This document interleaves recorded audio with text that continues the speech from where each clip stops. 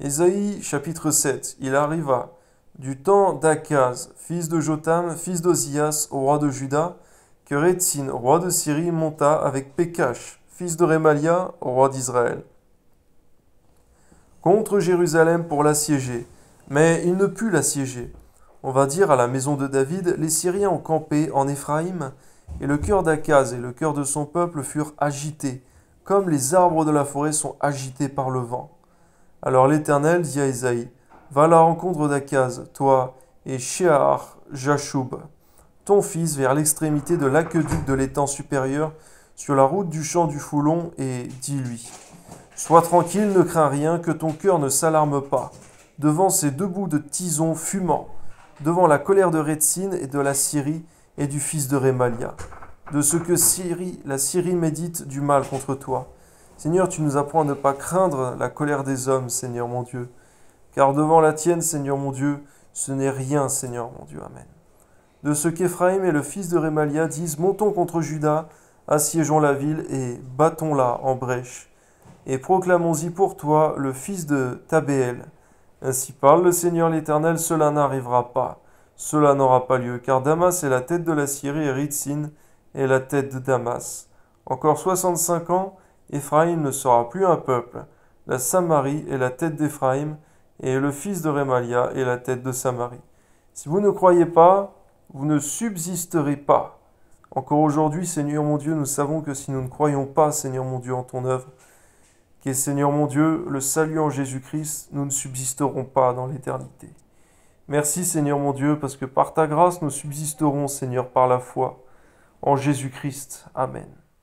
L'Éternel parla de nouveau à Akaz et lui dit, demande en ta faveur un signe à l'Éternel ton Dieu, demande-le, soit dans les lieux bas, soit dans les lieux élevés. Akaz répondit, je ne demanderai rien, et je ne tenterai pas l'Éternel. Ésaïe dit alors, écoutez donc, maison de David, est-ce trop peu pour vous de laisser la patience des hommes, que vous lassiez encore celle de mon Dieu? C'est pourquoi le Seigneur lui-même vous donnera un signe.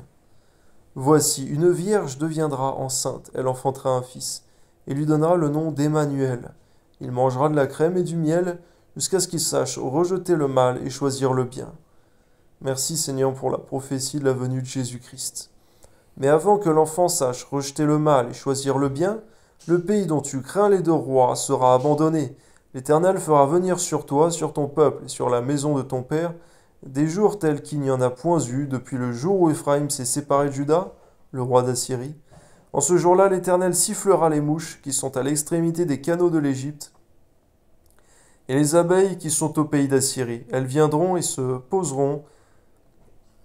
poseront toutes dans les vallons désolés et dans les fentes des rochers, sur tous les buissons et sur tous les pâturages. En ce jour-là, le Seigneur rasera avec un rasoir pris à louage au-delà du fleuve avec le roi d'Assyrie, la tête et le poil des pieds. Il enlèvera aussi la barbe en ce jour-là. Chacun entretiendra une jeune vache et 2 brebis. Il y aura une telle abondance de lait qu'on en mangera de la crème. Car c'est de la crème et du miel que se nourriront tous ceux qui seront restés dans le pays. En ce jour-là, tout lieu qui contiendra 1000 ceps de vigne, valant 1000 cycles d'argent, sera livré aux ronces et aux épines. On y entrera avec les flèches et avec l'arc, car tout le pays ne sera que ronces et épines. Et toutes les montagnes que l'on cultivait avec la bêche ne seront plus fréquentées par la crainte des ronces et des épines. On y lâchera le bœuf et la brebis, on foulera le sol. Que ton nom soit béni, Seigneur, pour ta parole, Seigneur, qui ne manque pas de s'accomplir. Au nom de Jésus. Amen.